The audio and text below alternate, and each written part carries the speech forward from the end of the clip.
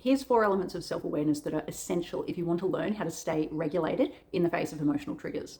Healing your insecure attachment style, doesn't matter if it's anxious or avoidant, doesn't mean that you aren't triggered. It just means that you are better able to regulate your response to triggers. So when we are triggered and we head into a dysregulated state, the survival part of our brain has kicked in, and this is where we activate the fight, flight, freeze, or fawn response. And this is where sometimes we can act batshit crazy or completely shut down in response to a trigger. So an anxious attacher who maybe their partner hasn't messaged them back, they start blowing up their partner's phone because they're worried that they're going to leave them. They've been in a car accident. They're just having these really irrational, dysregulated thoughts because, again, survival part of the brain has kicked in.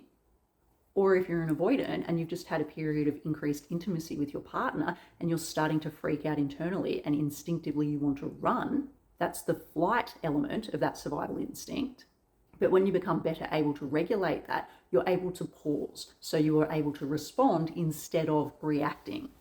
So what the pause allows you to do is to identify whether or not it's your trauma talking or you are actually going off the factual information that is presented to you at that point in time.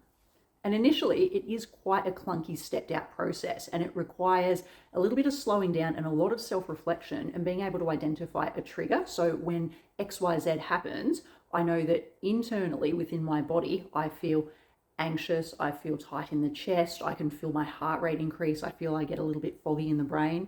And one of the other pieces of the puzzle is identifying what the fear-driven thoughts are. Okay, this person, they are going to leave me because they haven't messaged me back. This person, if I get too close and they see the real me, they're going to realize that I'm not worthy and they're going to leave. So the 4 elements of this process are 1, identifying the trigger, 2, identifying how that feels in your body, 3, identifying what thoughts and fears are actually being activated in you, and then 4 is what you want to do as a response or react to all of that. And being able to self-reflect and start to piece out that puzzle is how you can begin to pause and regulate yourself when those triggers appear. And this is a lot of the work that we focus on when we're doing our one-on-one coaching, helping people overcome their insecure attachment styles. If you have any questions, drop them in the comments or you can send me an email. All the details are on the profile page.